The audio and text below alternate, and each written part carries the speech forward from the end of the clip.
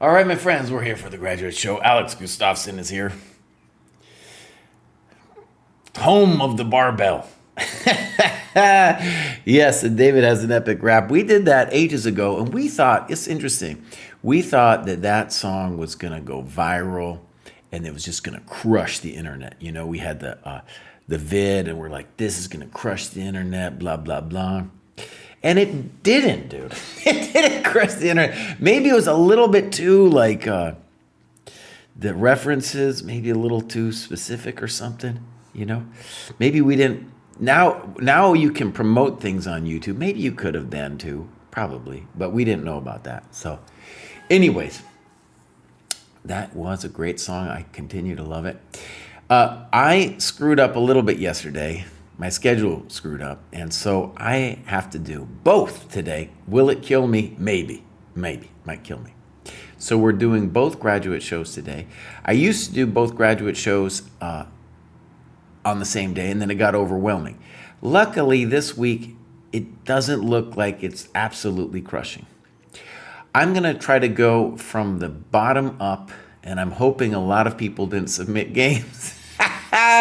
So it'll make my life easy. But you can see most people here have got points. So that means they probably have games. So it might be a very long show. If I need to take a break, I'm just going to take a break. Yeah. Alex, I hit my bench press five times PR, buddy. Oh, that felt good, bud. That felt good. And both times, well, I did one at 200 times 5, and the next time at 201 times 5. Both times, dude, the first, like, the final rep, oh, dude, it was like, took me like 5 seconds, dude. It was right there. It's right there, right there on the edge. Okay, let's start. Braden doesn't tell us anything. If you see this is lit up, that means they're going to tell us something. Braden doesn't tell us anything. Let's go click on him. Braden is a very successful dojo member, Canada.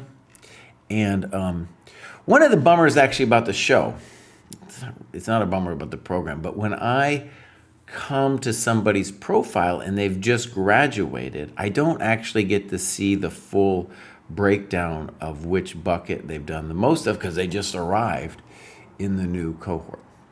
So, tactics rating, he hasn't done anything tactics. Clubs, let's see, I bet Canada. No Canada. You got to join Canada, buddy.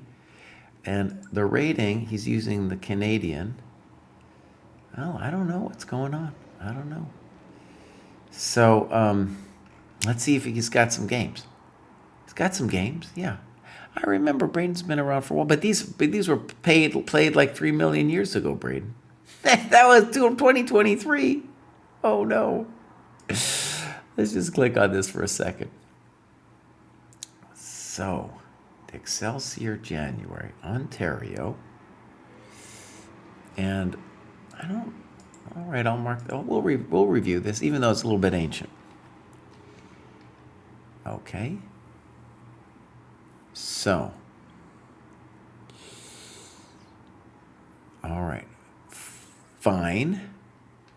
Little weird. Knight takes, bishop takes. This is just terrible, really. Originally, I thought this was a bad setup for black. However, my mind was changed as the game went on. The problem is, even if white gets a few extra moves in their pocket, there isn't much to do with them quite yet. Well, you're definitely doing great. So boom, boom, boom, great. C6. And now there's a real question about where you should go. Are you... No, it should be fine. It should be fine. Okay, D6. One of the few things I understand about this kind of position is, in the Ruy Lopez, you should never say to yourself, "Oh, I'm crushing this fool. The game's over." Generally, you're just gonna get a nice position, like you have a nice position here. All right, you talk about F4, and I like your variation. Bishop E3, Knight F6, and now you go for it with D takes E5. We don't have times here, I don't think. No. We don't have time. Kraai, you got to go to the game review page here, buddy. Sorry about that. So,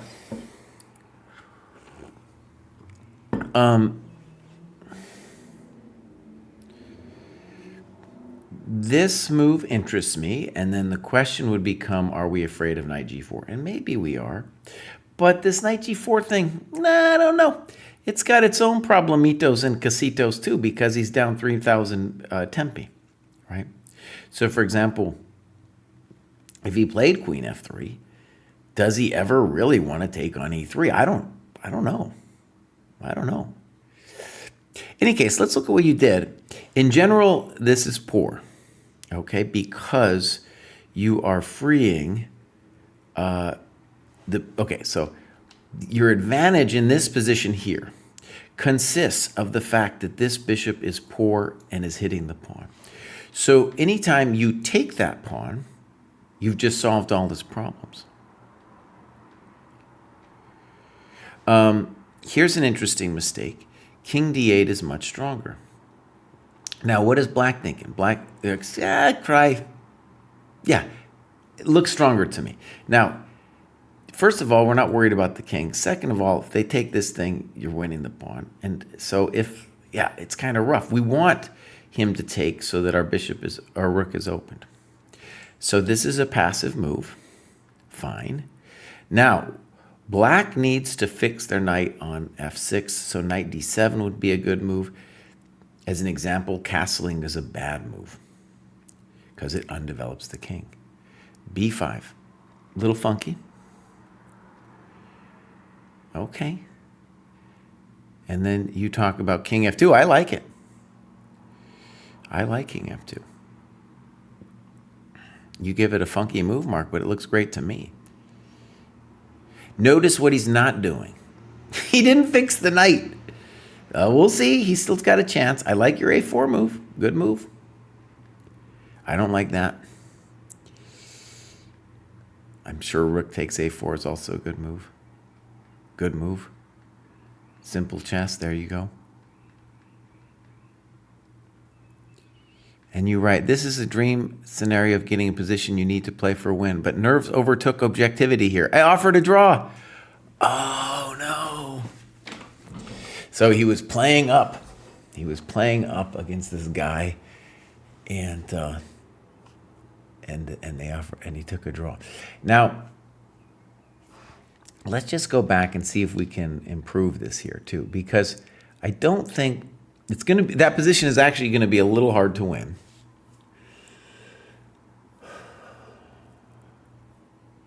And you should analyze it some.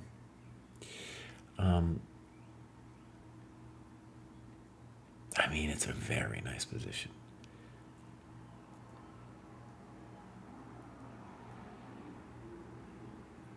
I'm just looking. So what do I not like about bishop d7? It's because that you're fixing the knight. That doesn't necessarily mean I have a much better move for you. I'm just saying you're fixing the knight and I don't like it.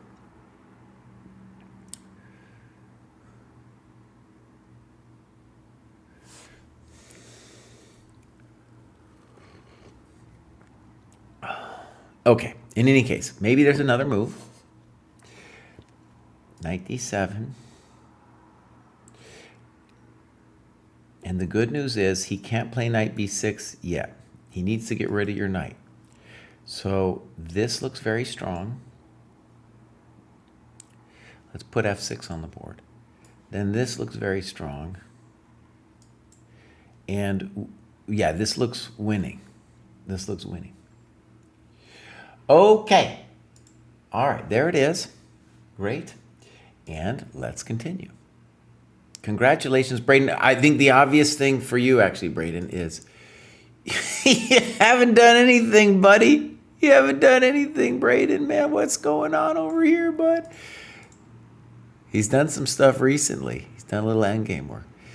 So he's been with us for a while, too. I remember this name. So he needs to get back on the horse and give us some new games. Yeah. All right. Boom. Next up, we have Chess Tone. ChessDojo's done a little bit of work here, 26 points worth. You can see they recently got after it. They joined very recently. So he's from aus Deutschland here with the German rating system. And just graduated. So that's looking great. Again, this doesn't unfortunately tell me that much because he's just in the new cohort. Clubs. We got the German dojo, yeah. By the way, I just put out this, we put out this video about what we're calling the dojo circuit. And, you know, we're trying, we have a donor giving some money for the round robins. And there you get a free membership to the dojo for a year if you win your round robin. And anyway, so the comments, somebody from Germany, the YouTube comments was like, dude, I'd love to do it, but I'm here in Germany and I'm a different time zone, man. And somebody from Germany's like, you know, we got your whole European section, dude. He said 150 people in the German dojo. I'm seeing 111 here, but still, yeah, that's right, Alex. You need to register for the next dojo, round robin. Okay, Chess Tone. Let's see if you got some games, bud. No games. Now, obviously you need some games, but I'm a little thankful because we got a lot to do today. Next up is Stefan. He's graduated to 1600. Has been here since 23, but I'm not seeing a lot of stuff. He did it way back here. He did some work, but just graduated here. English Chess Federation, give him a follow. Hasn't, well, maybe we're not going to see anything else here. Clubs, the UK Dojo, fine. And we got a game. This was played fairly recently. Boom. All right, we will go game review. Do we got a times? We don't. This is a OTB. So let's get into it. Okay. Boom, boom, boom. Fine. Fine. Knight G2. This was unexpected. I didn't fully understand. With the open e-file, I didn't think the f-pawn had a path forward. Perhaps the intent was to restrict the bishop movement by bringing the knight to G3. Yes, and I also think dude is terrified of knight F3. Right? So knight F3 castles. And he has a little bit of questions about eventually bishop G4. I agree that it looks a little passive to me on E2. And I like what you're saying about blocking the E-file. I spent a lot of time, again here, trying to understand my future plan. I definitely think knight C6 is stronger. It's more active. And one of the things is, we're going to see what your intention is, but I'm assuming you're intending something like this. And then playing for the D5 square. But one thing that's definitely a challenge for your opponent here is how to use the knight. I guess he could now play, actually, one way to think about this is when you play here, you're allowing him to play with knight F4 because there's no pressure here. And then you move your knight somewhere, he plays bishop E3, and then, you know, maybe he's a little bit better. So I don't like this move because the knight, why does the knight want to go to F4? He wants to fight for the blockade square, right? E5 I don't like either because you aren't developed and as much as he is, and you're opening the position, right? So knight F6 would be the standard move playing for the D5 square. All right, E5. Now I like white. It's a little dangerous for us here. Snip, snop. Knight F6. So nota bene, you're behind in development. Now, I just want to stress, with this move, maybe we could say that you're going to mess with him with knight C5, right? So bishop D4. Knight F6. And now a strange move, queen D3.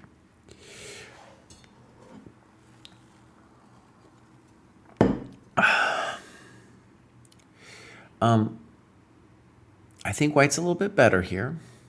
It's not the end of the world for you. But like this knight is struggling to find a role to play. And this bishop is looking good. So more standard moves for white here would be knight f4, rook c1, rook e1.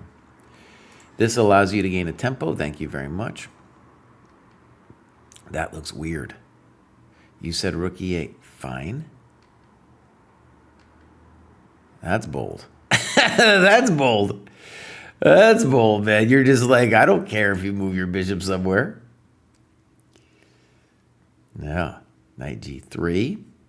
Bishop d7. And now he does this, which can't be it. Aren't you significantly worse if dude plays queen a5? Doesn't look good to me. Queen a5. Bishop c6, good move. f3, slow. Queen c7. My other ideas were to lift either of the rooks to the 7. I was down to 6 minutes at this point versus my opponent's 30, and dude offered a draw. We have two easy grandmaster draws going on here. One reason you should feel very confident here, I get it. I get the fear. I know about fear. But this bishop will now have scope. So you could put a rook and then put a piece. You could play I don't want h5, h4. But basically putting one rook there and a piece on d5 assures you a very nice game. Okay, so well done. Don't tell Pruess that you drew like that. He'll yell at you. I'll yell at you for other things. All right. So this is Pure Nav. Give him a follow. Joined pretty recently here. Joined the dojo and he went all the way up. All right, let's see. We got some clubs going on. No clubs. No games. So Pure Nav, welcome to the dojo. Clearly we want to see, some games and stuff as you go forward. But it's cool that you joined and instantly went up. Look at that. Boom. Boom. All right, next up we have Spaced. And Spaced, as you can see, has graduated numerous times here. Let's go look. So 1463. There's not a lot of work going on here, so it's hard for me to judge. Yeah, do we got clubs? No. Do we got games? No. Spaced. Dude, I can't tell you anything. I don't know what's happening. I don't know. All right, let's keep going. Next up, we got Megabytes. Megabytes, wrote me a novel. Here we go. Hi, Richard. Richard actually wrote to me like about 20 minutes ago, and I just saw it. So I was like, oh, Richard's hi. Let's read what Megabytes got to say. I have not been the best with recording my time, but I've been trying recently. I do play/study every day, but I own a business, and I am married with 2 kids under 3. So some days what I do does not make it to the dojo. Anyways, I've been playing chess on and off for 8 years, started playing when I was 25, so I have never had any formal training. Like a lot of people, I learned from YouTube and online courses. Back in November, I realized I was getting an advantage out of the opening almost every game. However, my win rate was only 50-ish%. Decided to try to work on my middle game, but did not know where to start because almost all chess content is the opening. On YouTube it is. That's when I found you guys. When I joined, I was only a few points away from the next cohort. I actually think I got it the same day I joined. Decided not to graduate because it didn't feel right since I had not done any of your courses. To start, I bought the Polgar book, right? Quickly went through the maiden ones and thought this was a waste of time. Then I got to by the way, in the cohort you're in, we don't ask you to do the maiden ones, right? In any case. Then I got to maiden twos, and a number of them were hard, and I was embarrassed. I had seen a video where you referred to mate 1s, 2s, and 3s as the layups of chess. I realized in that moment I was bad at layups. So I decided to go through the early cohorts. A lot of people do this. Just Stick to the one. Before joining, I had completed Silman's Endgame course, so I flew through those. Then I decided to buy the Morphy book. It's been crazy because I have the first 25 games memorized, and all I did was analyze the games. But I put so much effort into analyzing the game, I memorized the moves by the end of the study session. Now there have been games where I played an opening I never studied outside of Morphy and won because I understood the ideas. I have also found myself seeing similar ideas to his in my own games. It's really shown me the power of analyzing games. Great. In fact, recently I bought more into the program and stopped playing 10-0 and moved to 30-0. Plan to slowly increase as I get used to the time. I have also started analyzing each of my games. Great. Outside of that, I made my own mating practice that I've been doing every day for 3 weeks. Don't tell your wife. The last few days have been rough as it's getting repetitive, but I've powered through. Today, it all seemed worth it. I won a game in 25 moves and saw a mate to 4 to 5 moves ahead in a position I would not have before. The game is on my profile if you want to review it. That's why I decided to finally graduate. I'm a completionist, so I'll likely finish the lower cohorts before I move on, but I'm really enjoying the program. Thank you guys so much for showing everyone a better way to learn chess. Beautiful. Great. Donnie Tsunami says the maiden twos are crushing him. Yeah. Yeah, great. All right, let's go look at megabytes over here. Boom. So we're going to follow, and there it is, 1434, making good progress here, doing some great work, you can see. And, you know, if you've got some young kids and a business, that's really, really great what you've got going on so far. He got slayed. Look at that, he got slayed by the checkmate test. Well, after he does his mating practice, he's ready to do some more. Okay, so I think he's got a game for me. Actually, let's see if he's got some clubs. The Texas, Dallas, Fort Worth, brilliant. And this is great too. I like this e-board thing. I think especially if you are a dad and want to play some longer games, you know, this e-board thing is really good. All right, here we go. Games. And then, oh, it's a little hard to know which one it is. We're going to call it the last one here. So just click this, baby. All right. So we're going to mark this as reviewed. We're going to put game review. Do we have times? We don't have times. He says, this was a tough one to accept. I'm actually reviewing this one a few days later because I was so mad at myself. Okay. So far, no problems. Good move. This is actually in my course. The Dojo repertoire according to White. Okay. So, in the course, I believe I recommend now H3. If he takes, we're happy. And then knight e5. And then the idea is if they take, we're developing, we're going to call that a developing move. You know, it's funny, I actually had a student ask me today, pretty advanced student, and he was like, dude, I see these GMs do this queen move all the time. Why is it, why is that so special? And I was like, oh, I didn't really think of it too much that way. But the primary thing we do when we move the queen is we're just connecting the rooks. It might seem a little long term, but yeah, like this rook on A1, we don't know exactly where he's going to go yet, but he's probably going to land there, you know, going to do something over here. So that's why that's useful. All right, C4. Fine.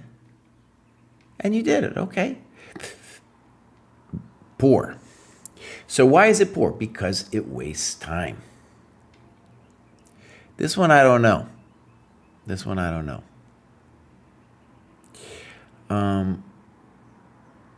Okay. Maybe you can do this. But see, what we're doing here is you've got this nice pin. And with C5, you're helping your opponent go back. Why? Why help him? So your default move here should really just be knight c3. If you want to get frisky, you should consider queen b3. This develops with tempo and gives him a little heartache about how he's supposed to deal with the pawn on b7. All right? Okay, so c5. Good. Now we got this development problem.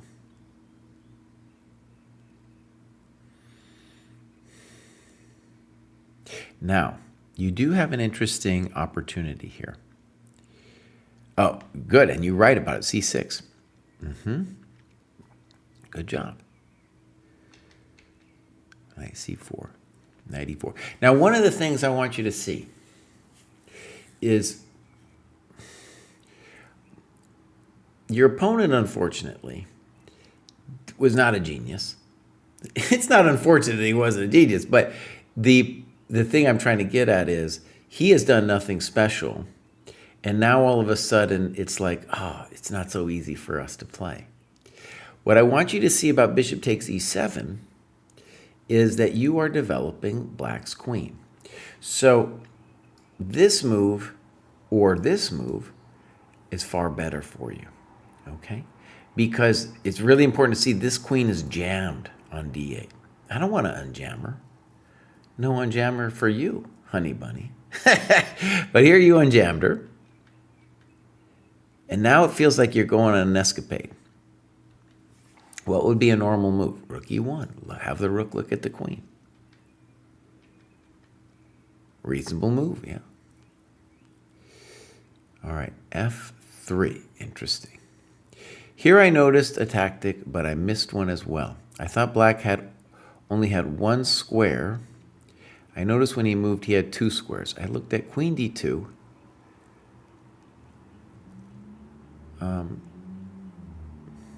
And right, you say he can sack on c5. Good, good. Okay, so knight g5. By the way, missing knight takes c5, that's something that comes with, you'll get that with skill. To see that you're trapping the knight here, that's great. And one of the reasons we want to put the times down is we want to see how long this chump thought about this position, right? Okay, terrible move. Now we want to play queen d2. Good move. Queen g6. Now knight e5. Good move. Queen g3. Knight d7. And you say, I still didn't see his threat as an issue, so I went for the knight. Absolutely. He's not doing anything. Here you could play rook f2 as well. You're doing fine. c6, that doesn't do anything. Good move. Good move. And now something like queen f2. Knight e4, fine. I played this to move my bishop over if allowed, but also the bit, yeah, you're doing fine. Now, this move makes me a little nervous. That's fine, it's fine. Rook f6, total chump change. Good. He's not doing anything. Rook e1, yeah, fine. You could also play king h2. Okay, now you play bishop f1. It's mostly fine. You know, another move you could do here is bishop c4 with the intention of here, here, here, here, here, check to the miserable king, or even stronger, because we've done our Polgar mate, right? All right, bishop f1. He's not threatening anything.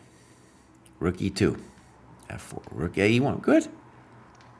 I think you're playing great, by the way. I think you're playing great. And now do we have a problem? Do we have a problem? Okay. All right. So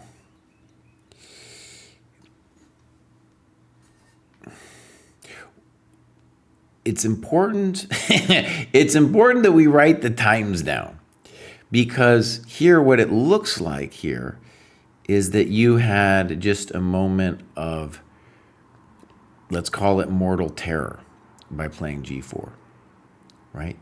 So obviously, you know, these kinds of positions, we've played great to get to this point. This kind of position, though, for all levels of the dojo is really important, where we have won some material and now we just have to finish him off, right? And you talk about queen d2, and there's going to be something. You're up a rook, man. You're up a rook. Yeah. Okay, so that is definitely a bummer. But I want to say, I thought you played, you know, you made some positional mistakes, but otherwise, you played well. You know, you played well. And this tactical mistake, but by the way, your opponent feels to me like they're moving too fast. They feel like they're just making chump threats, right? And you're going to get a lot of those people. Okay, well done, and thank you for the kind words. Megabytes. Next up, we have Naro. And Naro says, boom. Doesn't say anything. We're going to give Naro a follow. And Sun God Nika is what he's on the Discord. 1645. So actually, I'm not going to look at this because he's in the wrong cohort. Now, I think what's happening is he thinks he's in the right cohort, but he's actually, see, he thinks he's 1900. Wait a second, though. Wait a second. If I look at this, so here it says 1500. That's totally weird. It's totally weird because here he's got himself listed as 1819, but then over here it says he graduated to 1415, which he's also not in 1415. I don't know. Any clubs? Nothing. Games? Nothing. Well, Naro, I think, you know, you want to first put yourself in the right cohort, or maybe you were in the, I don't know. Some crazy things happened here with your ChessCom account too, because it says you were at 24 and then dropped to 20 to 16. So no comprende. Maybe, I don't know. Hopefully we'll see you again though. Next up we have Arboria, who is a famous dojo member. They've been around for a while, so let's hear what they got to say here.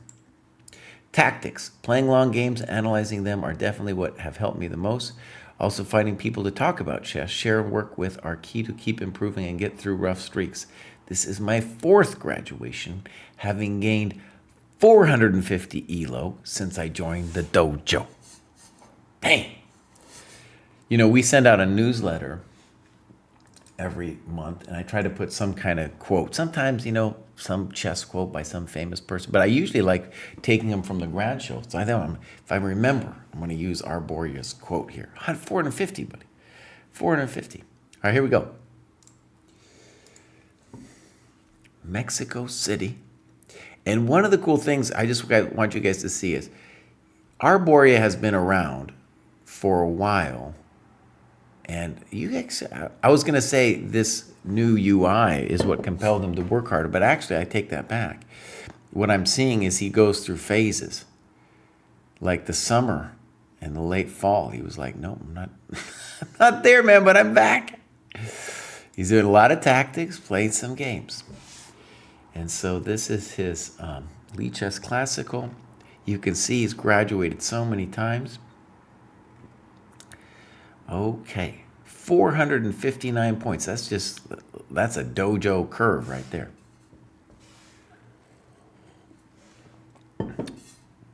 Okay, so let's see. We got clubs.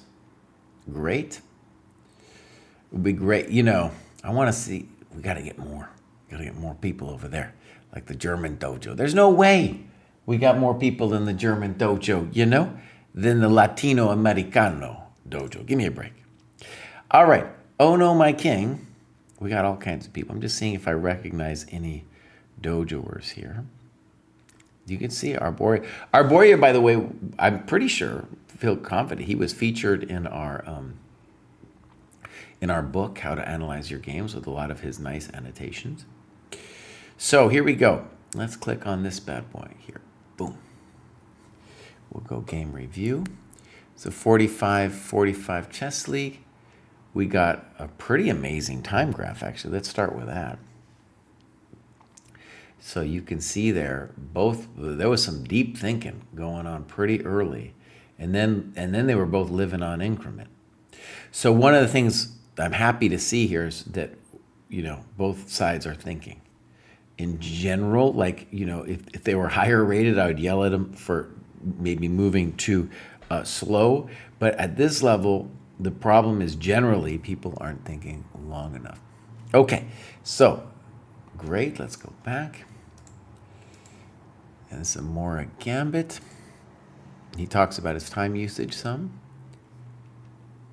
All right, here we go. A6. Now, I know that's playable. It's a little weird, but it's playable. Good. And now he says Queen E2 is dubious because of Bishop G4. I don't know. I'm gonna be. I don't know. So Bishop G4, Queen E2 is definitely the totally normal move. Okay, now let's pause for a second here. He plays Bishop G5.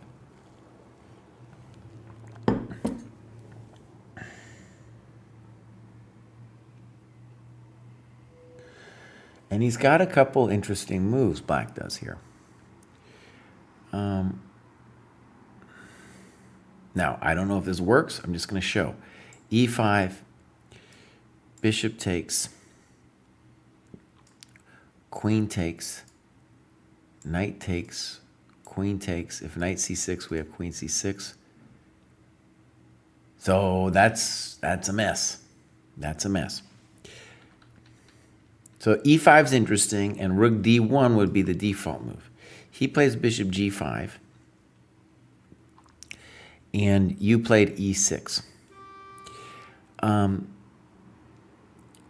The big question for me is, well, could you have now played knight d4? That would be ambitious. e6. Now he plays rook d1. Boom. Knight e5. Okay.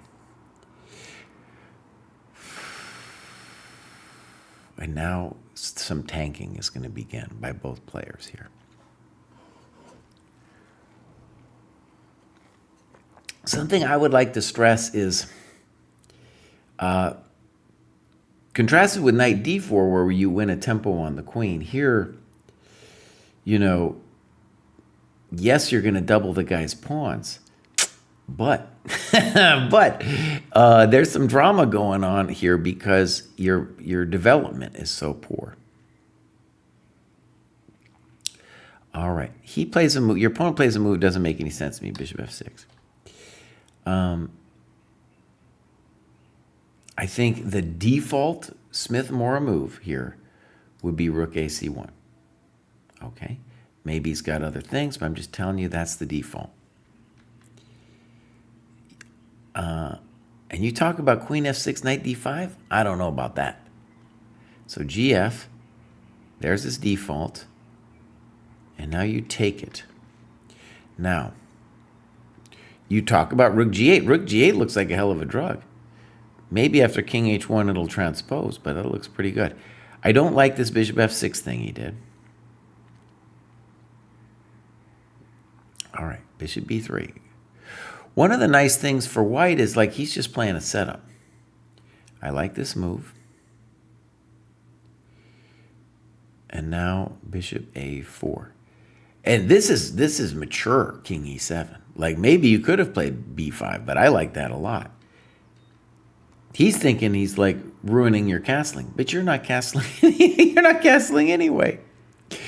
So the guy, he needs to think about rook c2 here.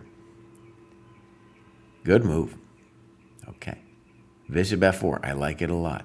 Now the question is there some way for him to organize like a knight e2 situation? Also, rook c2. Okay. You know what the move was here for white? I'll show you. He should have played here. Bang. See, that way, he's activating his coconuts. So one of the things when you're white here is he has played all of the standard moves, but now he's got to think a little bit. That only helps you. That only helps you. Good move.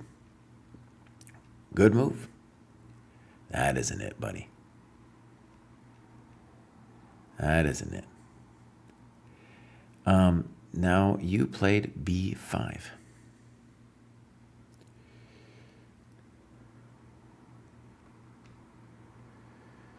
Queen g4 looks really good here.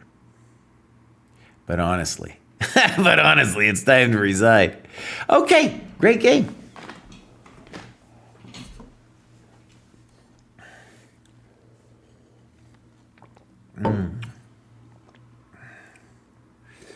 Okay, so, well done. And we continue. Next up, we have Brandon. Brandon has something to say. Brandon says, most helpful is having a structured layout of what to study and focus attention on. The checklists are immensely helpful for productivity, and the fact that everything is tracked so that I can measure progress is motivating as it externalizes all of the hard work I'm putting into training and development. Lastly, I've never really plugged into communities when purchasing online educational content, but I can say the Discord server is actually helpful to find training partners, schedule long time control games, and have others annotate your games. Beautiful. Actually, so we can say we're done with the first half of the show. Normally I divide this into two sections, at over 1,000 and a below. Actually, no, we're not quite. We're not quite. This would be the end of the show with Donnie Tsunami coming up. All right, here we go. In any case, you can see that I'm going to be able to do it today. Even though I blew it yesterday, scheduling stuff, so I'm doing everything today. All right, here's Brandon, joined very recently, and just immediately started crushing. Okay, let's see. St. Louis Dojo. You're in a great city for some chess right there, my friend. Okay. Games. We got one. Boom. This is 60-0. Let's see. This is a live chess on Chess.com. And here we got a time graph. And the first thing we want to say is we like the Dojo players' time graph much better than the random chump that we're playing against, right? We see it all the time. If we can sit there, we have such a better chance of winning, even if our opponent is better than us in any variety of ways. We have such a better chance of winning if they don't think. Did I get my iced coffee? Well, it's not iced coffee season yet. It's a little too cold, but I do have some nice coffee with me right here. For Christmas, I got a milk steamer or something like that. So, I put the coffee, get a little frothy milk going on in there. All right, here we go. This is back to game review. All right, so good. GM level chess so far. E6, E3. Uh-oh. It didn't respond to me. E3, bishop E7's fine. Okay, C4. Little controversial. Okay, why is it controversial? Well, a couple things. In these London setups, it's often a hassle if there's tension on D5 because this knight might land here someday. Now with the queen here, it's questionable whether he's going to get whacked with a rook later. So knight C6, we're not really into it because we want that pawn. So I think the way to try to punish him would be this move C5. I get it. It's a little wild and woolly, but notice how you'd feel if you were the white king over here.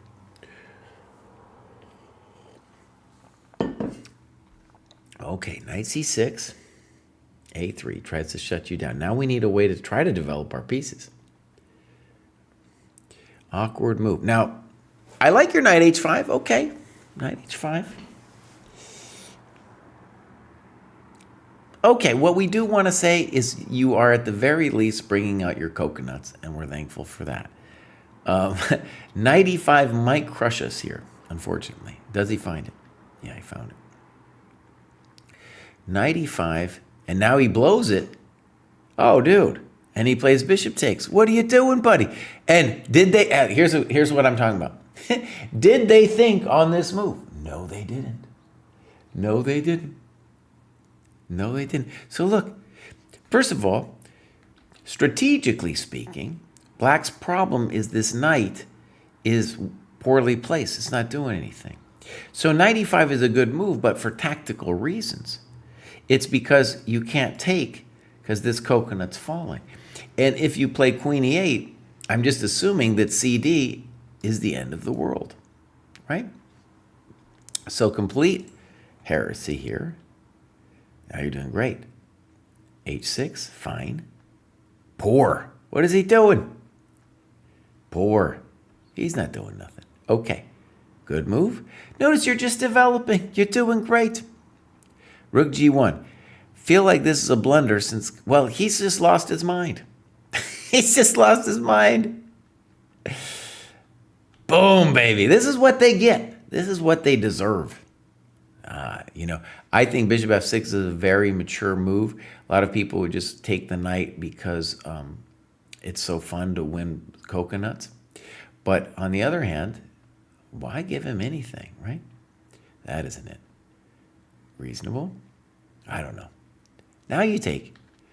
I think for sure you want to play c5. I don't get it. I think you could take it. Now, this is getting a little nervous for me. You gave him a little time. No comprendo that. Thank you.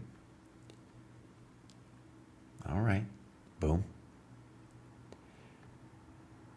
Okay. That isn't it. Good move. Thank you. That isn't it. Check to the miserable king. Yeah.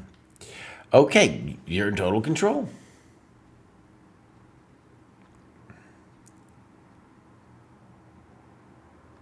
Good moves. Good moves. Dang, well played. I think. Now, now, by the way, I think you're in full control here. I almost blundered. I almost played f5 here, and then rook e8, and you'd be lost. Oh, no. So the bummer here with queen d2, though, is he's getting some reasonable play all of a sudden. And it's because you let him have this pawn on g6. All right, now we got to go back. Rook e7. King g8. I don't like it. Unfortunately, well, it's a real bummer here right now. There's no question about it. But you can't be letting him take all your coconuts. So if you're going to have to play rook a8, just do it. I think white is going to be able to hold this position. Maybe I'd rather even be white here because the bummer is you're so locked down here. And whenever you play... I just had an idea for you.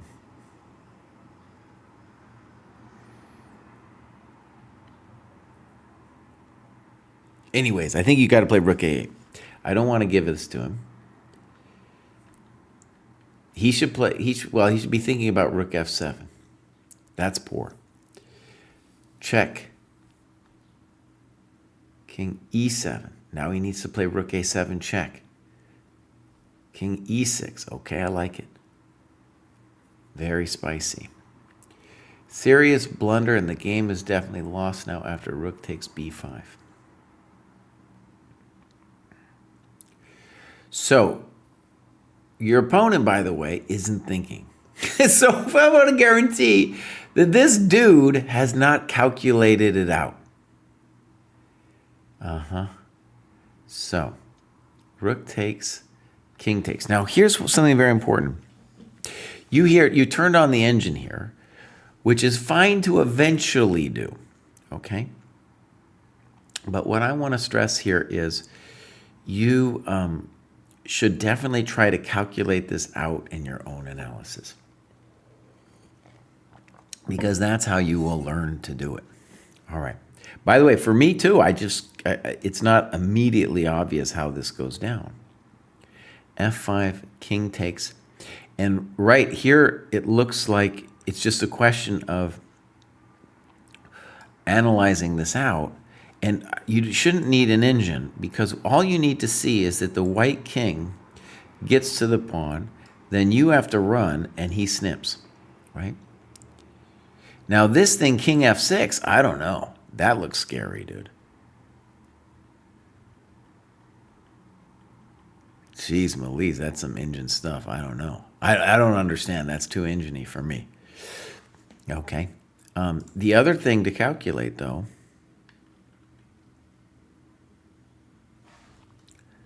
oh, it's hectic, dude. It's hectic. Would have been king d5, king d4. Let's say king a5, f5. Now you're both going to run, but you're going to get there first. So that's the one as a human, that's the one I want to calculate. Nota bene. Maybe it's not so easy because this coconut starts running. So notice you're already in a little trouble, because if he takes the pawn on b4, we're still not doing great. We're still, I guess this is the move you want to analyze here.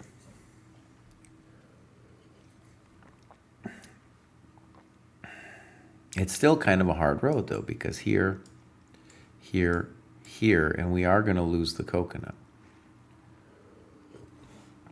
Okay, so good game, and something I want to stress here. This is here you were in full control. Here you're in absolute full control. This is a little soft, bishop c3. c5 and d4, and you waste him. g5, just take it. Just take it. He's not doing anything to you, bud. And now you can see the effect of this later on in the game is we can't easily win that pawn. And so now our king has permanent grief. And the rook endgame that comes is very instructive, that you can remember. It'd be like, maybe I was winning because my opponent played a bunch of funky moves himself. But just this constellation already gives Boomer GM here the heebie-jeebies, because I'm not sure if you're going to win this thing. Okay, you're making progress. That was a good annotation. That really was. Next up, we got Donnie Tsunami, who I believe is in the chat. Donnie Tsunami doesn't say anything, though. Maybe he'll say something in the chat. Could also tell me if there's a specific game he would like me to review. So I think he might have made it and then fell down. Maybe. All right. So I think Donnie Tsunami joined recently. You can see he's been very busy there. And the tactics rating is commensurate with where he is. Clubs. Portland Dojo. There we go. I haven't been back to Portland in a while.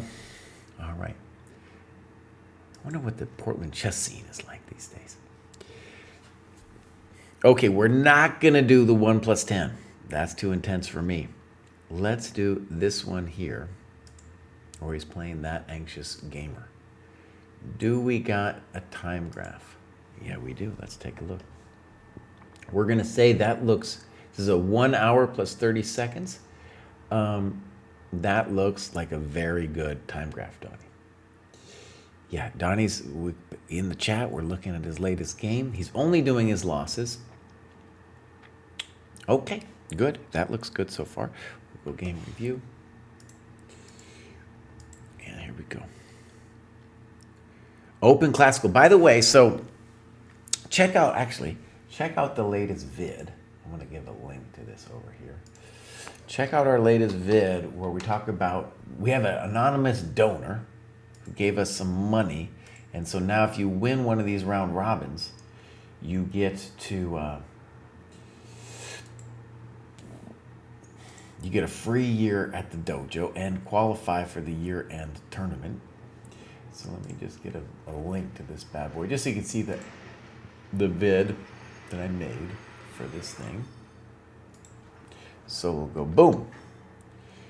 No, wrong scratch and sniff there, bud. Let's get it right. I'm just going to post this in the chat over here. All right, so there, I'm just going to post it here. Came out with this vid. We're trying to get people, like, even if they're not a member of the dojo, you can join this tournament for like $2 and check it out. Okay, so let's continue. D5. This is the fancy London. Snip, snap. Now, C takes is in general not great because now you have the E file. Okay. Knight E5 is interesting. Bishop B5 also looks really good for you. A6, okay. G4, I like it. Bishop G6. And now you give Knight G6 a question mark, and the real question is, does H4 hurt this guy's coconuts? To me, it looks like it hurts his coconuts. And that's one of the key ideas in this kind of Yobava setup. Right? So imagine H4, anytime he goes Bishop E4, we're going to meet it with F3. What is he going to do? H6, we give him a snip and a snop, and then we give him a snirk, and we're doing great. Right?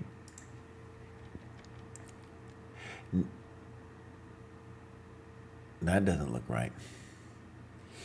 So notice it's already a little difficult because the pawn's hanging. Do I want to play Bishop E2? I really don't want to do it. On Knight E2, I'm hanging this coconut. So already it's a little painful. Maybe Bishop E3. Our position's now poor.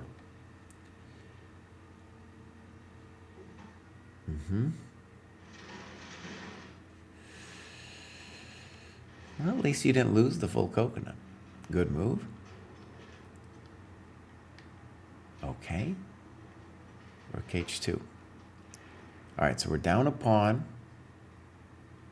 Rook H1. In general, a poor move, giving you the H file. Knight D7 looks better. Maybe he's got a point. Maybe he's got a point. I think you got to play Queen D2 here, bud. You got to play Queen D2.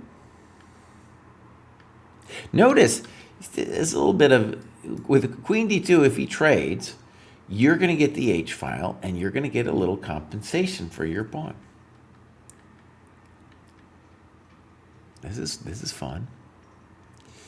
All right, so now he snips. By the way, creative play. I like it. One of the great things about your D4 move, which you give an analysis, is then the lady is ready to defend over here, and then we probably are just done.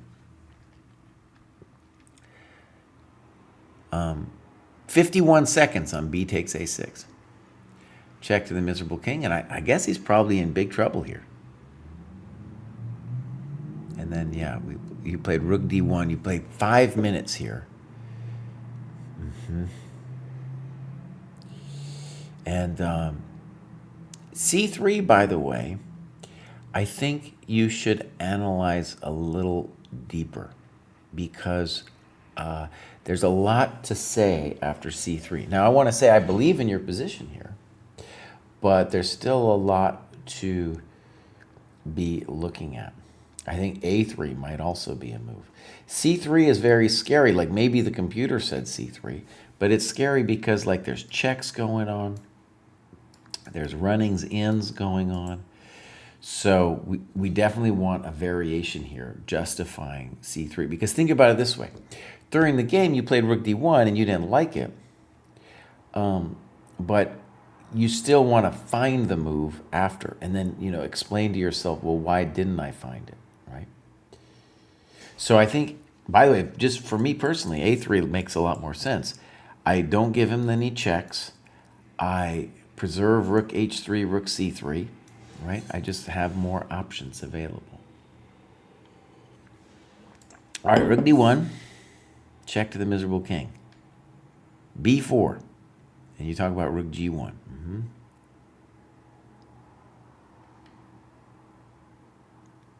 Yeah. Yeah, now you've lost your mind.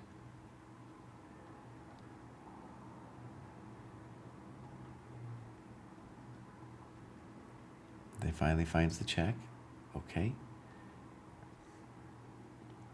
I don't get it.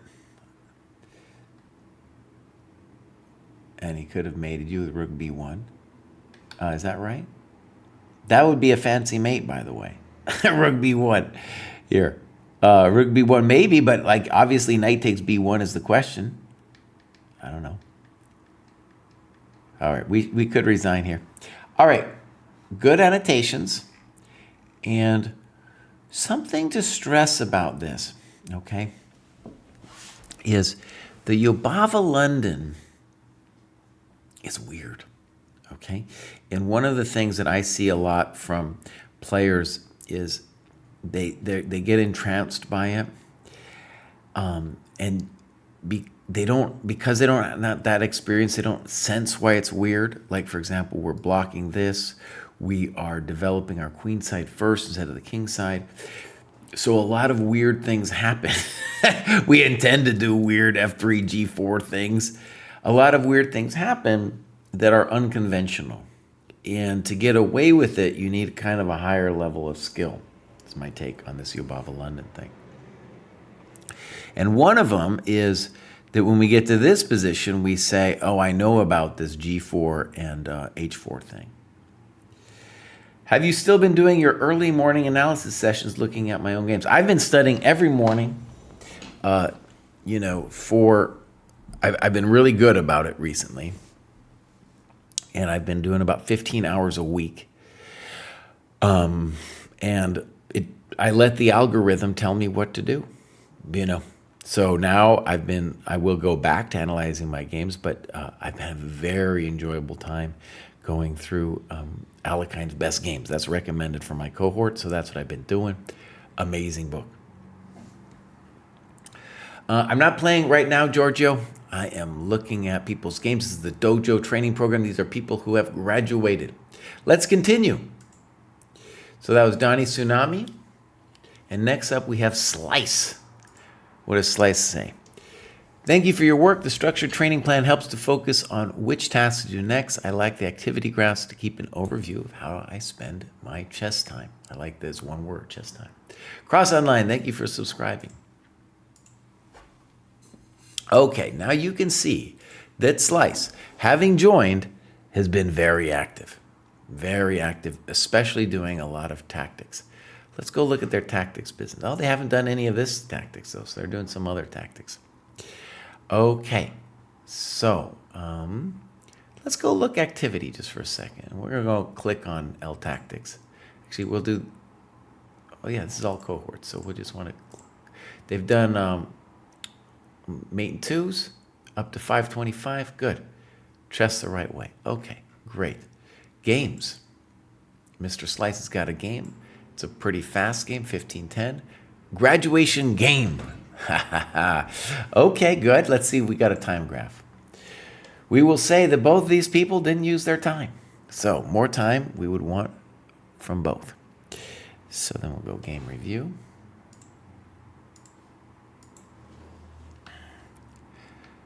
Okay. Fine. As long as you develop, I'm not going to yell at you. C4. Okay. I think C4 is an interesting move. A6, and now things get crazy with C takes D5. The thing to appreciate here in this position, okay, is that A6 is not a developing move, and the black king has a long way to go before it ever gets safe.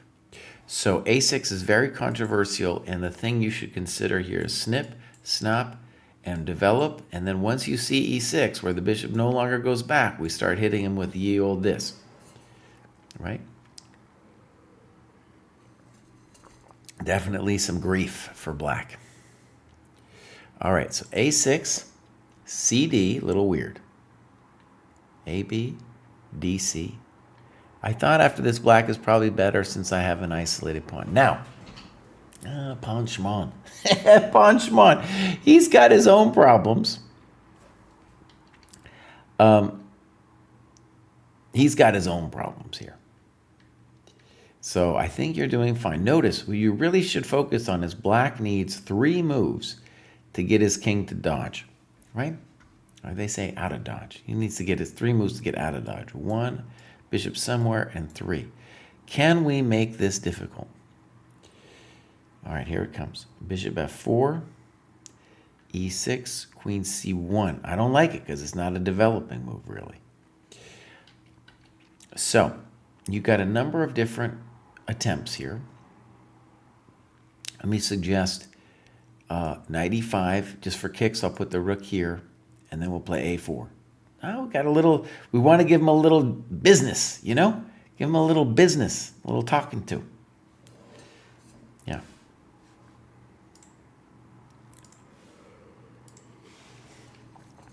Queen c1, not a developing move. Rook c8. a4 is good here because it would develop your rook. Okay, good. Okay, I understand the intention. Now c5 might hurt us at some point. He takes, bad move. Not great.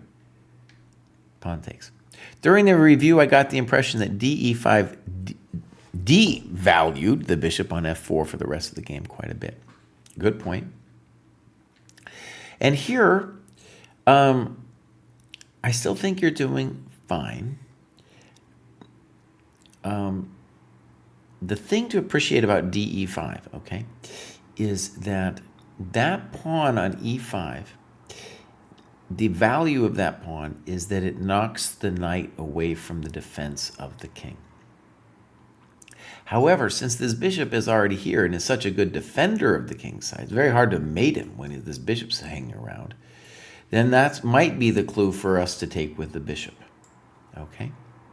We actually had an earlier game where there was a takes on e5 variation earlier on in the show, and that was a situation where an attack was imminent.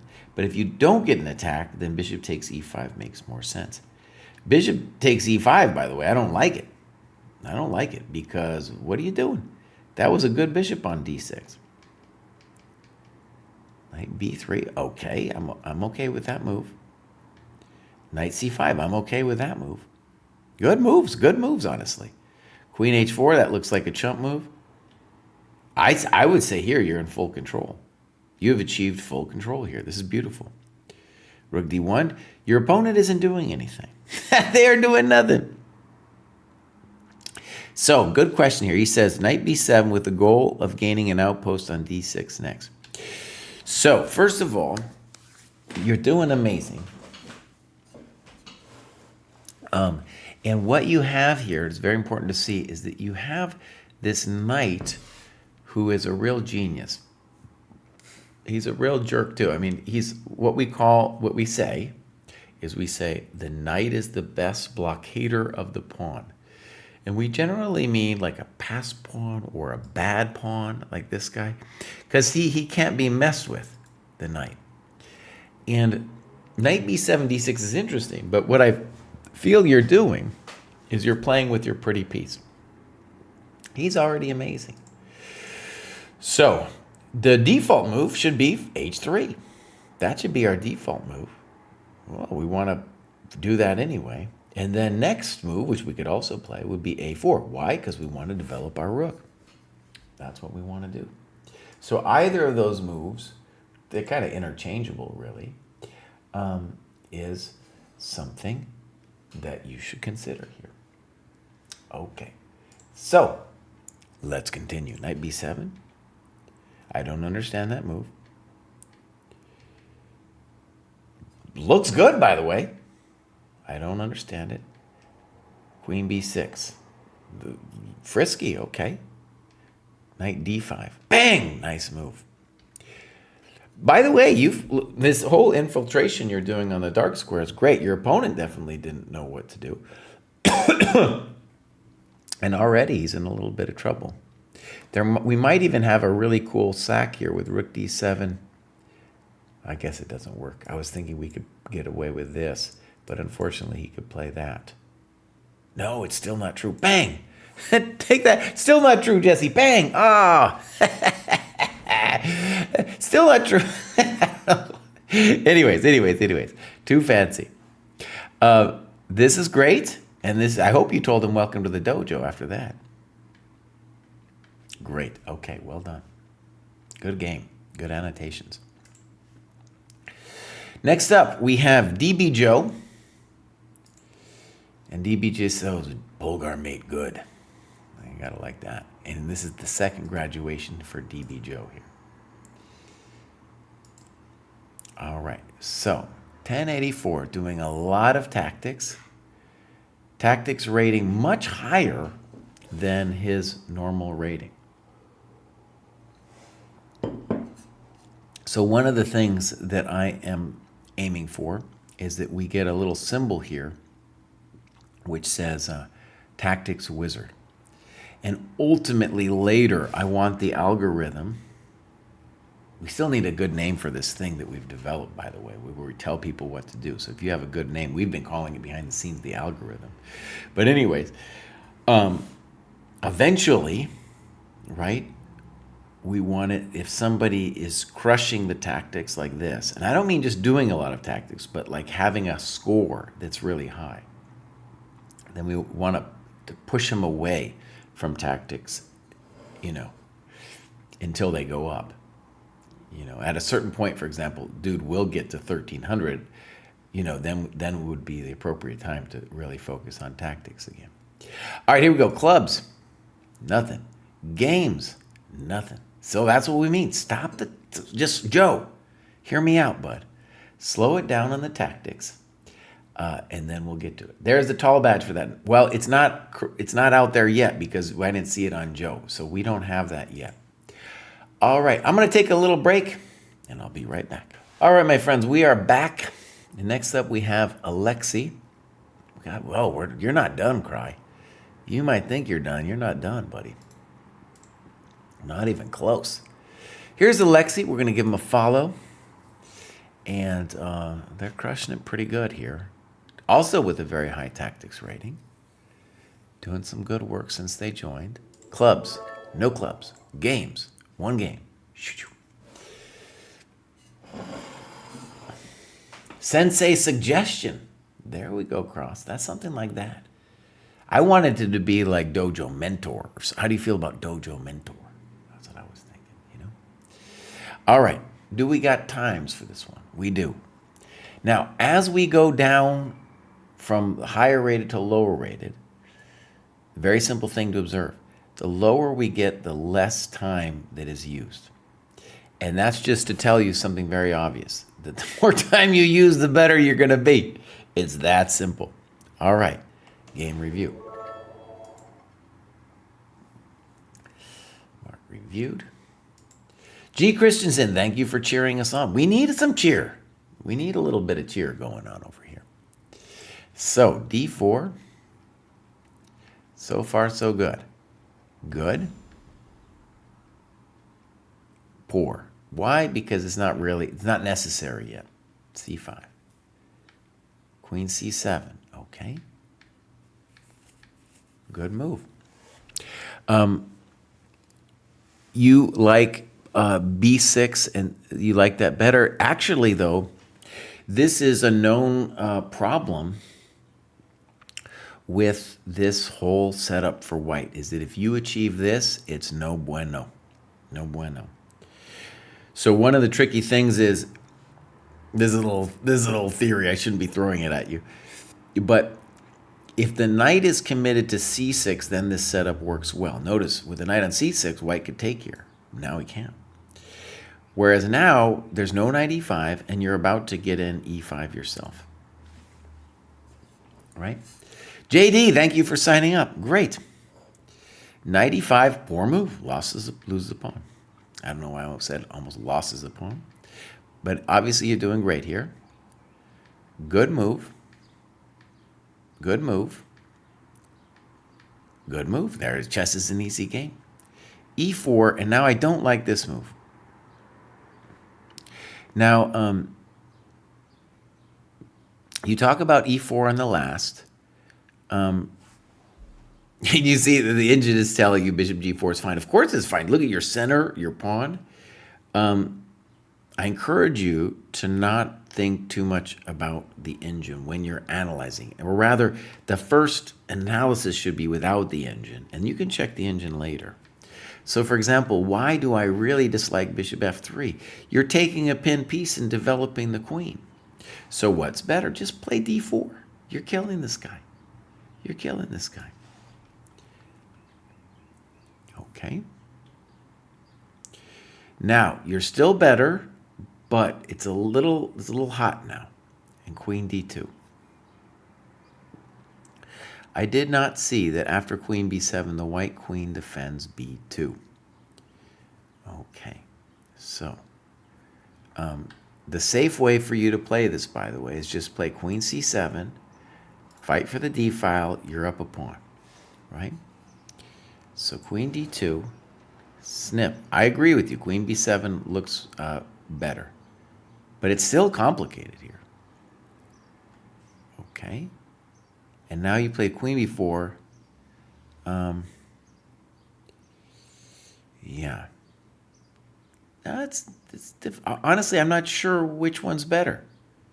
Because at least the way it goes down here, you get the rook on the 7th rank. Now, common thing that happens at the dojo, especially with lower rated players, players in this under 1,000 cohort, is you get to an endgame and they feel like there's nothing to think about. When in fact, this is where it gets real spicy and you can think about things. So, like, that was something for white to think about. Okay. And I will tell you that at this stage of the game, we're on a razor's edge here on whether it's going to be better for black or just equal. a4, here we go. And now you played rook c4, which I don't like, and you played it in 3 seconds. Okay? So why is rook c4 controversial? Because you're letting the king out, right? So I think your candidate moves should be king e7 and rook b2. And again, you got to slow it down. Let's go back. Let's just show how this goes, actually, because this is very important.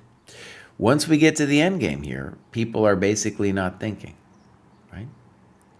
You can see actually in this graph that you actually gain time in this early end game phase where, for my money, this is where you really need to spend some time, right? Okay. So, rook c4. b5 looks stronger to me for white. It goes rook b1. Good move.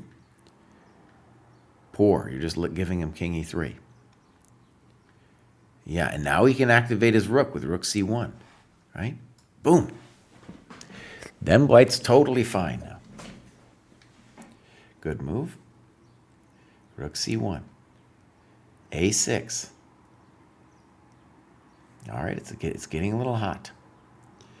So he goes ba, ba, and now f4. Okay. f5. We should talk about this. h3.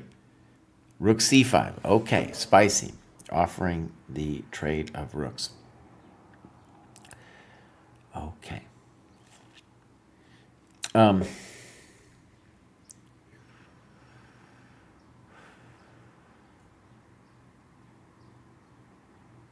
Yeah.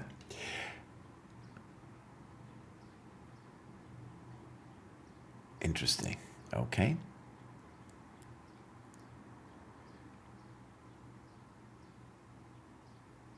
g4, mistake. I think this is a mistake I can take and then force the rook exchange. Okay. Now, one thing, g4 is definitely very frisky, probably wrong. I think the best way to frame it is you should be, well, all right, let's first look what you did. I want you to see that now you should be winning because you have the potential of an outside pass pawn. Good move. And now he plays this in 2 seconds. I swear to God. I swear to God, he needs to slow it down, but this is where it's so hot. And dude needs to slow it down. It might just be simply lost for him. Alexandra, thank you for rating. We are here doing our dojo training program. Good move. Maybe simpler would be h5, but I think it's all the same. That isn't it. Oh, maybe that is it. I just take it. Oh, no. So notice what happened. This happened in 39 seconds. So just everybody out there, listen. We get to these end games. It's time to think. So yeah, how would the game go? We're not done yet, actually. Look, HG, FG, King E5. We're not done. King C4, King F5, King B5, snip, snop, snook, snark. No, don't put on that square cry. Boom, boom, and it's going to be a draw. Wait a second. So that means we go back because you were winning in this position. Okay, let's go back. All right, King D. So you played A5. We think we get it.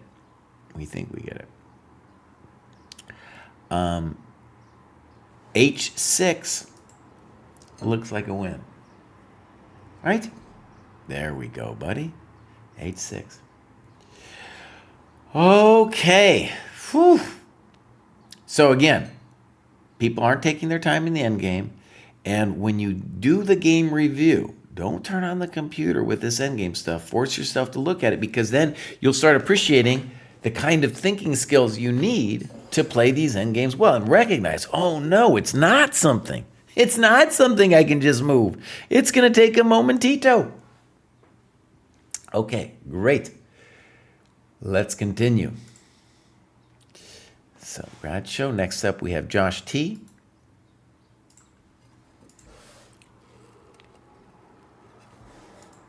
Join the dojo, has some good work going on. Tactics rating, roughly where he should be at. Okay, clubs, nothing. Games, we got one. 1440 plus 0. Do I understand what that means? Whoa, look at that. It looks to me like 24 hours for the whole game. I'm going to go ahead and say I think something went wrong. Something went wrong on that one. All right, game review.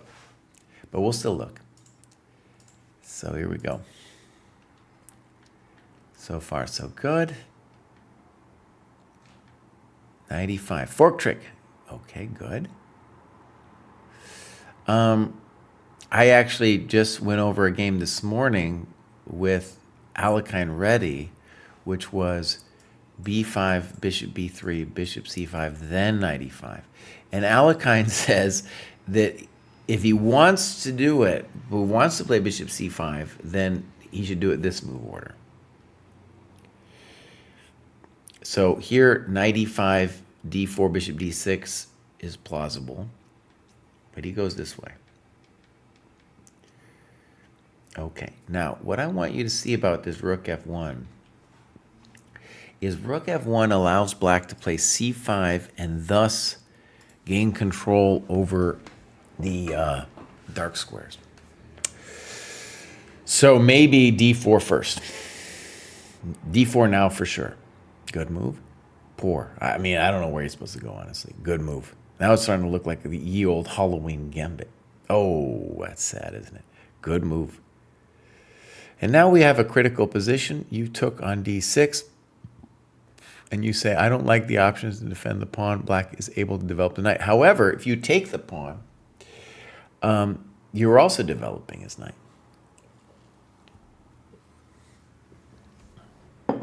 Okay, is it easy for me? No, but we definitely have a nice position. So let's take a second.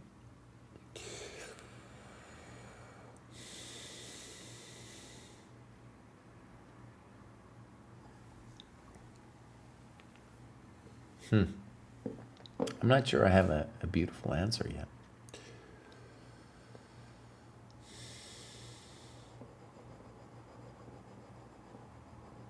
So the problem is if I go something like queen h5, he goes snooker, snarker, snock check, and then takes. However, his development is so bad, I really want to consider something like that. So let's see, Kraai, can you figure it out?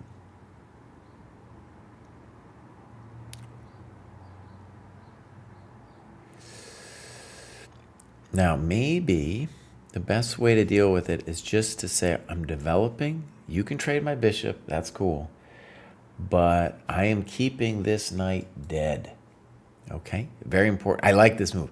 But most important thing is we don't want to let that knight out. That thing's terrible. It's poisoning the black position. Okay, so here we go. Let him out. I like it.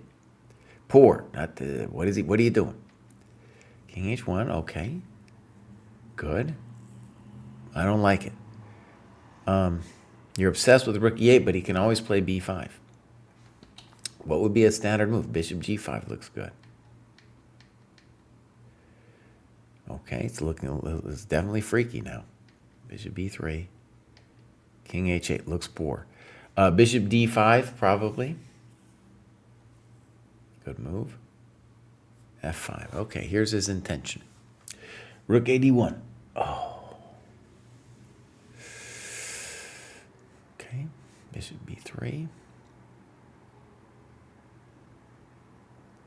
Winning a pawn.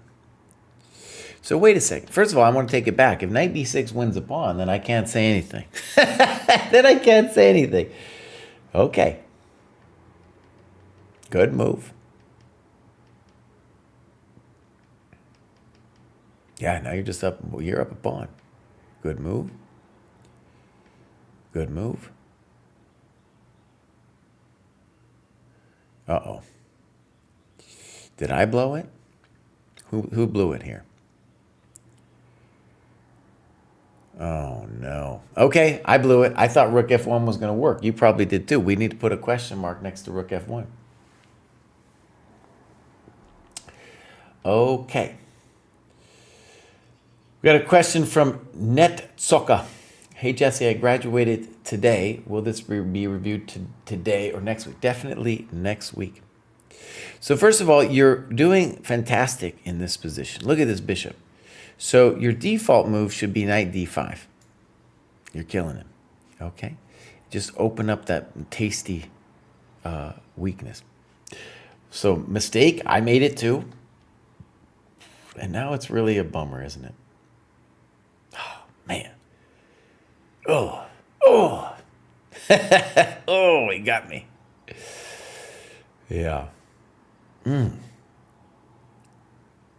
No tricks for us, huh? That's unkind. All right, now we're in trouble.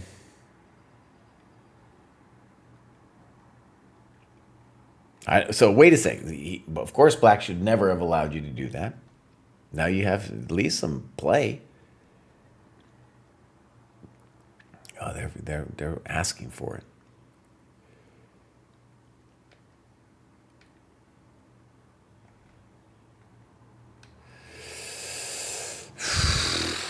Now, probably we're just lost anyway, but he's really asking for it the way he's playing this here.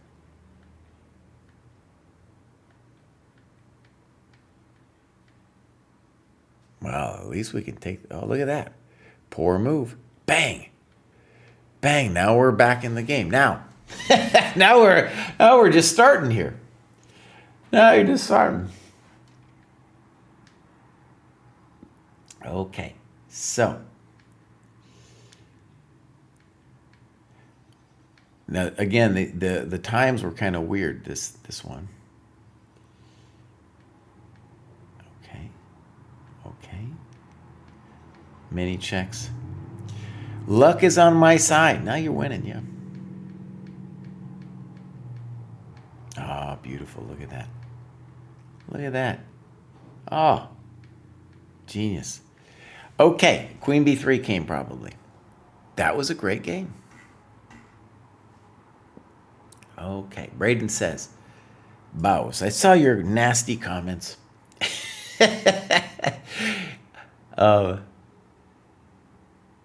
I wanted to start fresh. Notice that my CFC rating was at the new graduation level.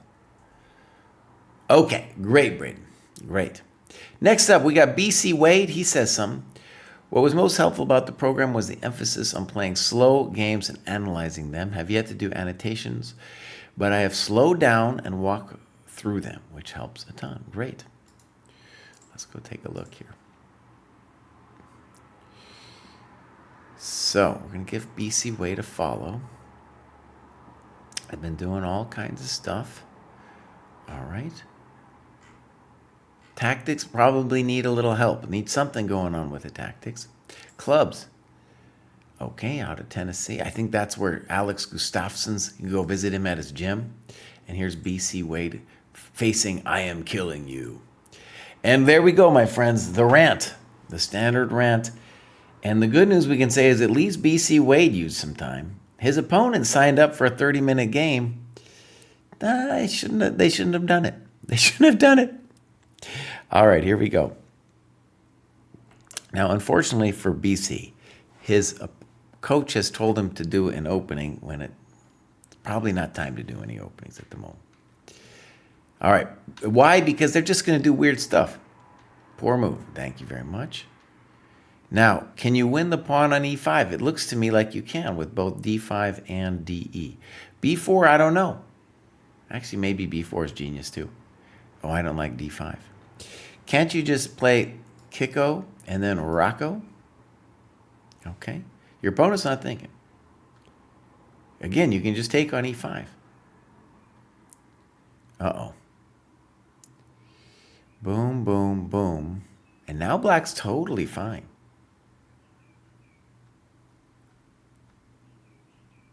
Okay. Okay. Poor. Whoa, whoa, buddy.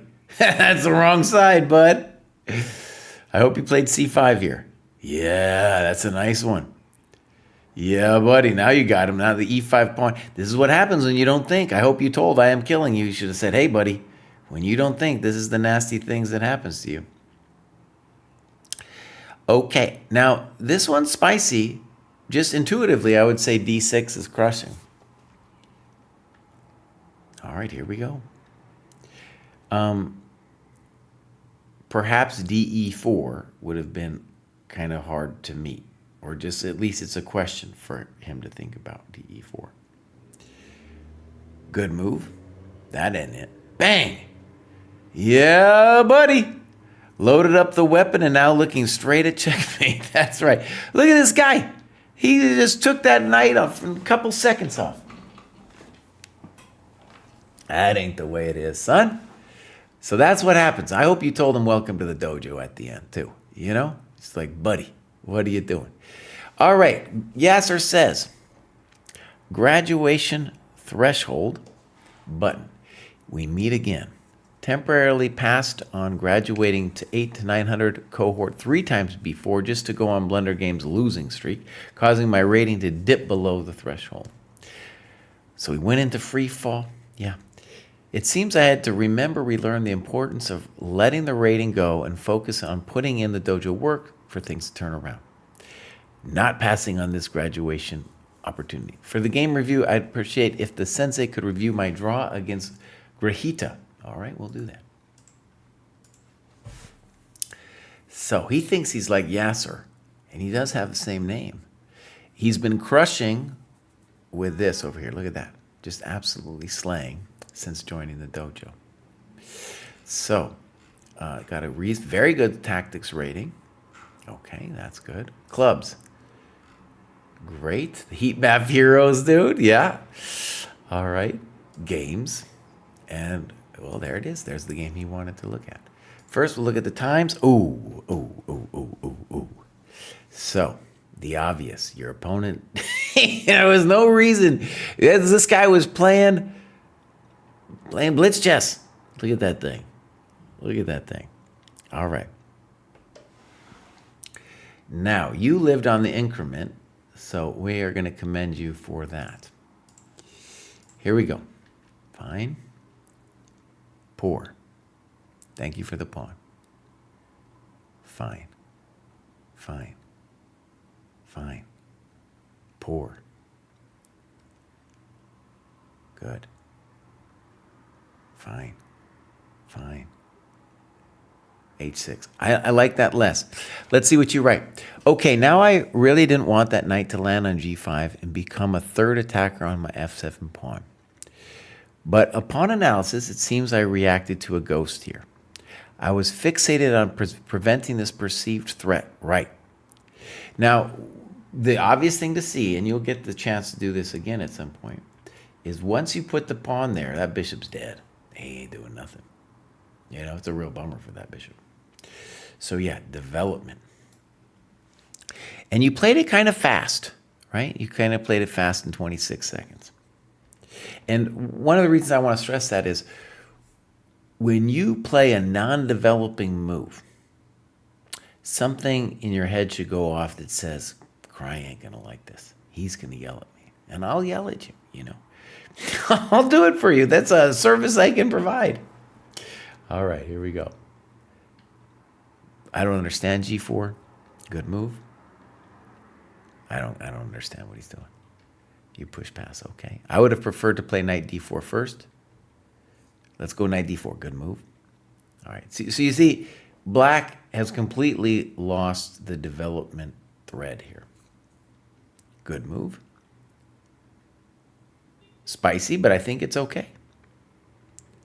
And now you said thank you. Now on AB, I think you just have rook fd8, and I think you're slaying it. Okay, good move. That looks good to me too.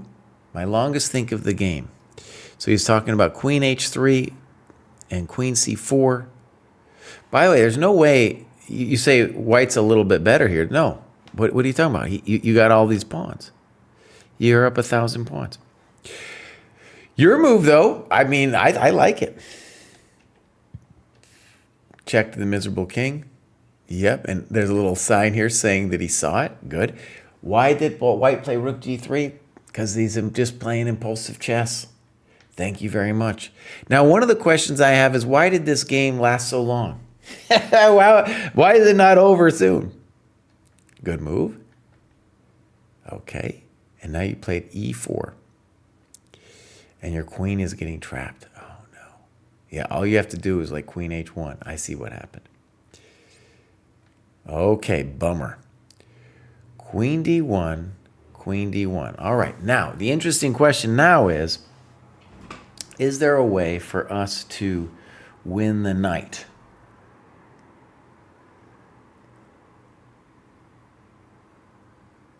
Probably not. Now, what we should be thinking about is how can he unpin himself, right? And so I think his most natural way would be queen d5 to queen c6. So for that reason, we should probably play a move like e6 or c6 to prevent that from happening, right? We don't want to let him unpin.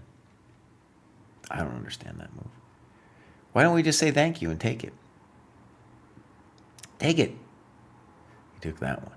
But now he takes on b5. Now he can unpin himself with a move like queen b3. No one understands. Thank you. Rook e7. Okay. Rook a8 looks pretty good. Good. Good, I think. I'm a little worried about queen b6 here. No, queen b6, you have rook a2. Good. This guy better watch it, buddy. Rook d2. I realized that I'd leave my back rank undefended, but given the time pressure, my idea was that if white gave me a queen check, I saw that I could step away to safety. Okay.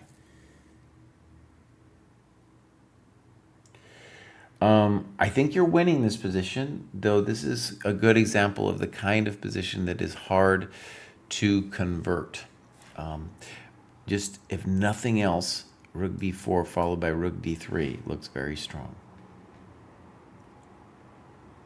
Now he's just letting you take things. Good. Good. Good.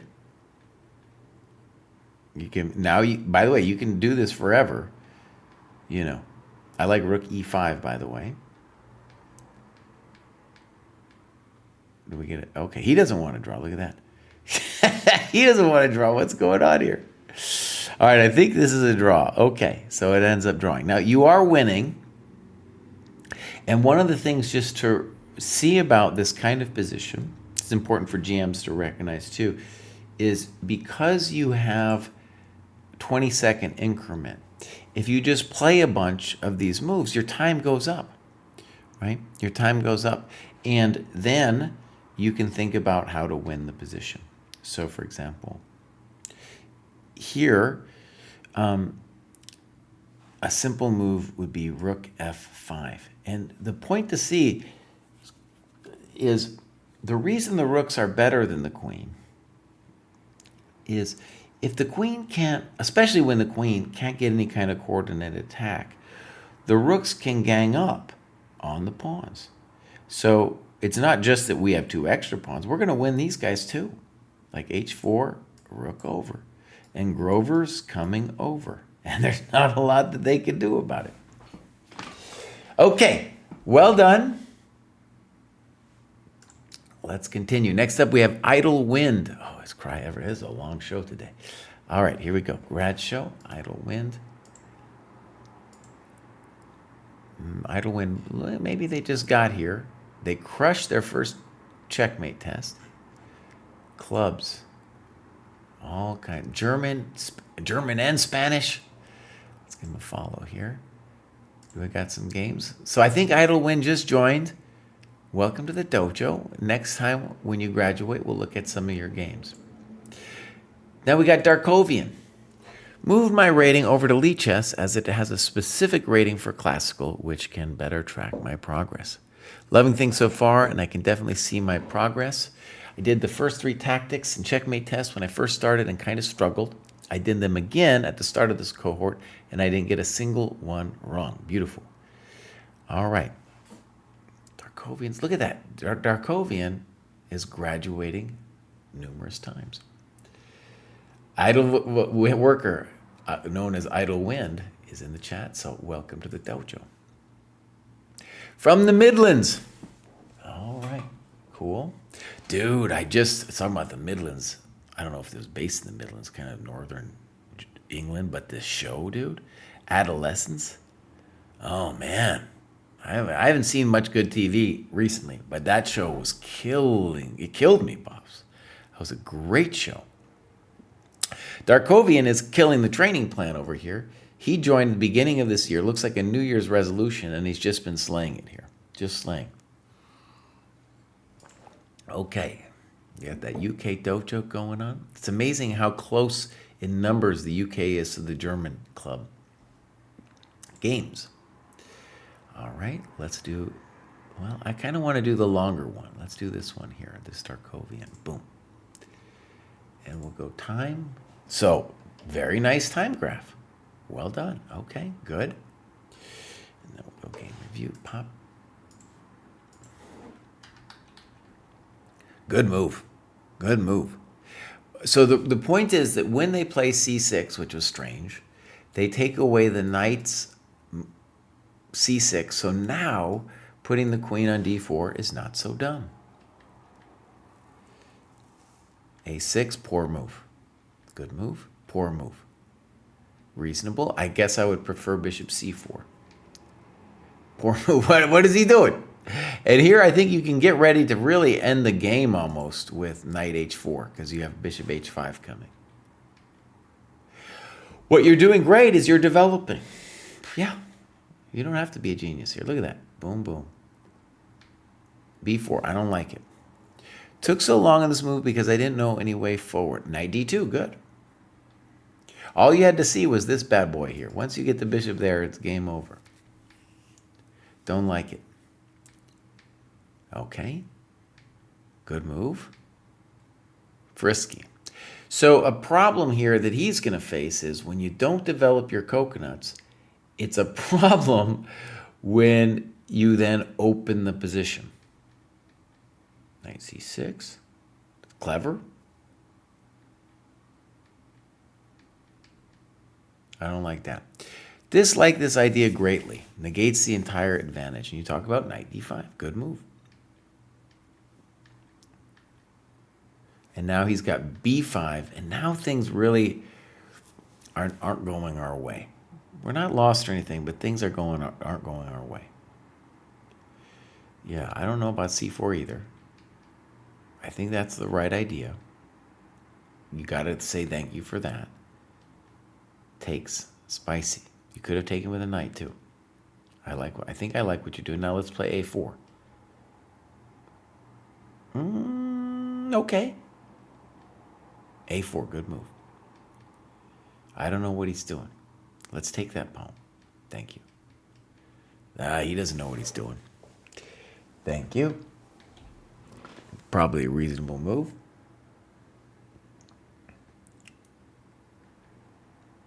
Well, you're just taking all his coconuts, dude. There it is.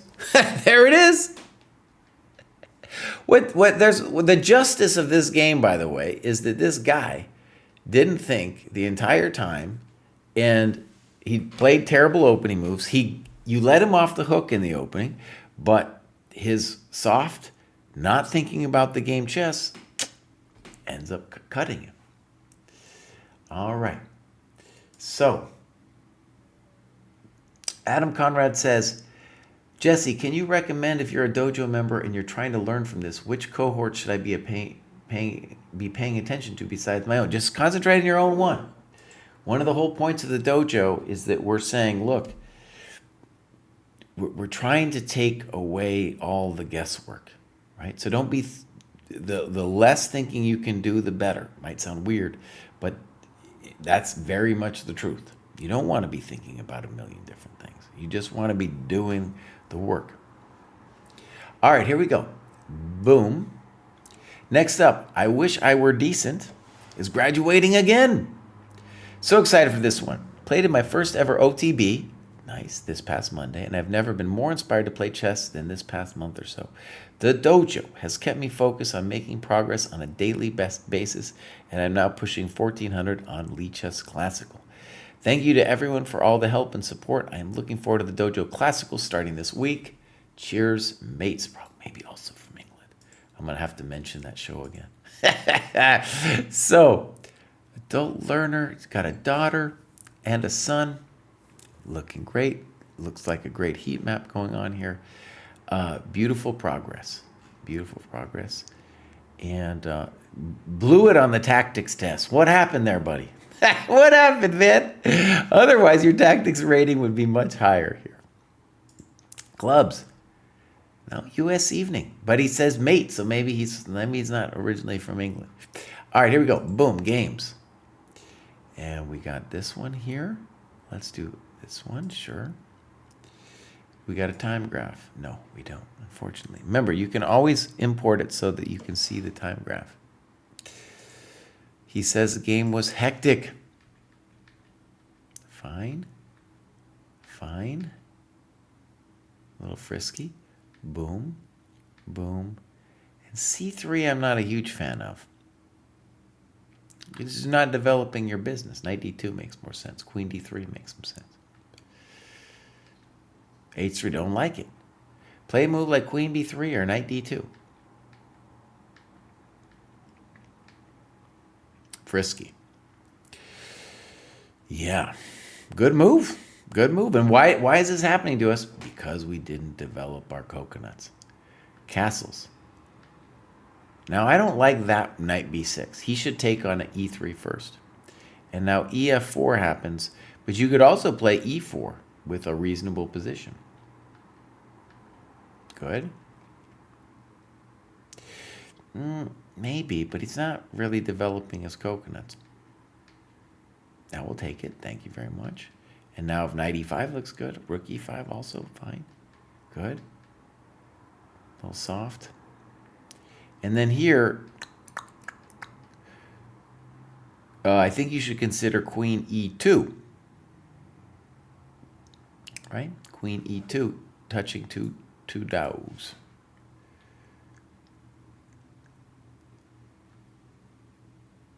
Okay? Now, it's important to see that when you take, you really do help the knight. Okay? All right, so here we go. This is going to be very spicy. I will just say the knight endgames, they are always spicy. Okay? Now, you said you should have played f3 first, but look, you can't. So knight e5 definitely makes sense. Now, it's up to black to play knight e4. Should they do it? I don't know. It's going to be hard to know. King f8, though, is very solid for black. All right, so here we go. Knight c4, knight f2. Now, this is very hot. The other move you have besides h4 is, of course, knight a5, where you will pick some stuff up. And now black blunders here with knight h3. That makes no sense. So what is the correct plan? He should play h5. This prevents g4, and it also gets his coconuts closer to the finish line.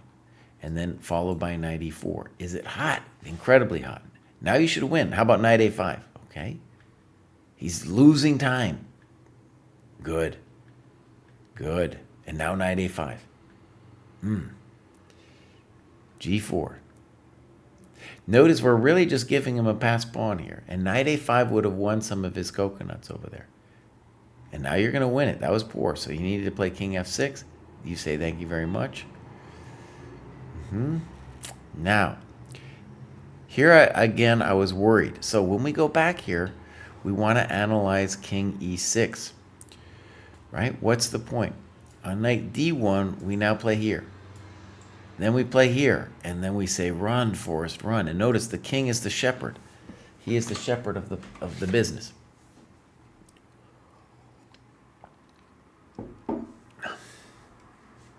All right. So, instead we got this.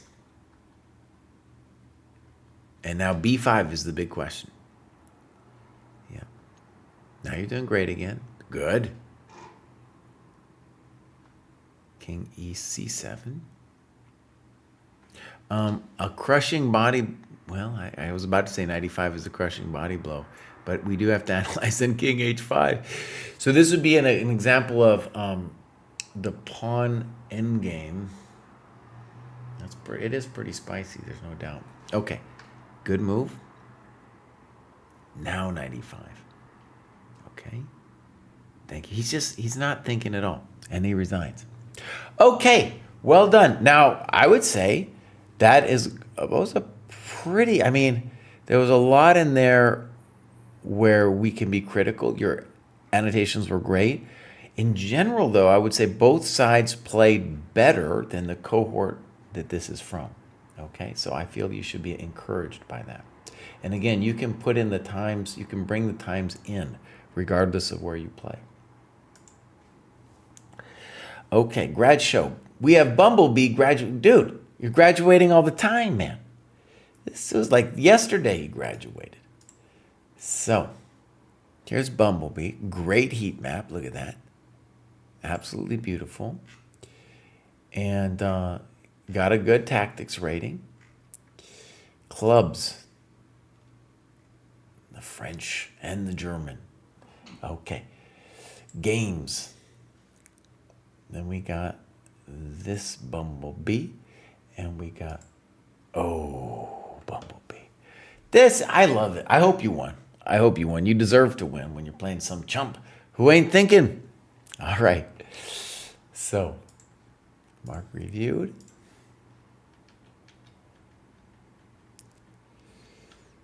I think I remember this is the setup that Bumblebee likes to do. Fine. Fine. You're doing great. Weird. Good move. Weird. Good move. All right, now you got that beautiful business going on. CD, ED, and now you played A4.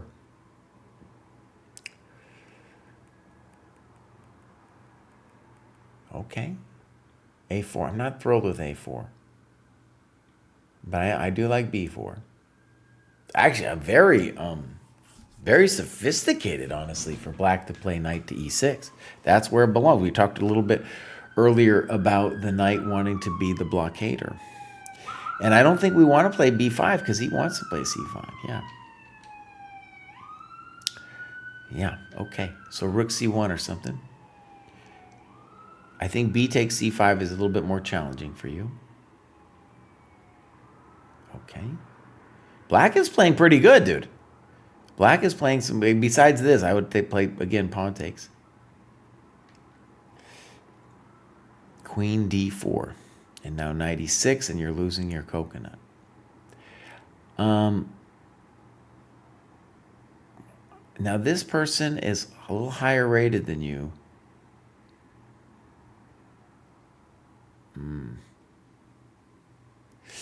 I feel like they played it too well. I'm not calling him a cheat or anything, but I'm just saying that was a little too strong, if you know what I mean. That was a little too strong. So you should not feel bad about this game at all. Okay? He played some weird moves, and then he played some remarkably good moves, like knight c7 to e6. All right. Next up, we have G1er. G1er. He's an adult improver. We're going to give him a follow. Joined very recently, doing a lot of tactics. Beautiful. And the tactics rating is commensurate with where he is. Clubs, 50 plus. I'm in that club. 109, almost as many people in there as the German and the English. No games. And G1er, I encourage you to do it, but I thank you today because I'm running out of steam, bud. I'm 50 plus. There's a limit to what I can do. All right, here's Mr. And Mr. is a beginner rated 400 on Chess.com. Okay, just joined. Looking good. 350. Has done some stuff. Just joined. Just joined. This is the start of the journey. Okay, so obviously we hope to see you again. I think you're going to make it. Yeah, look at that. You're gonna make it to the next cohort. And when you do, hopefully you'll have a little bit more for us to see and a game or two to look at. All right, one more, and that's Mr. Bond. James Bond. I like this quote. Try to get better at something. One random hobby at a time, okay? So, he's doing, look at that. That's Homo erectus right there. That's Homo erectus, and he is just crushing it. I think we're going to see him again soon. That's my expectation. Has done a lot of tactics, and so this is looking great. Let's look clubs. The chess steps. Okay, it's already in the chess steps, dude. Already in the chess steps. All right, games, nothing. Gilmore, get rid of those chess steps and follow the dojo. You're going to make it soon. We're going to see you again soon.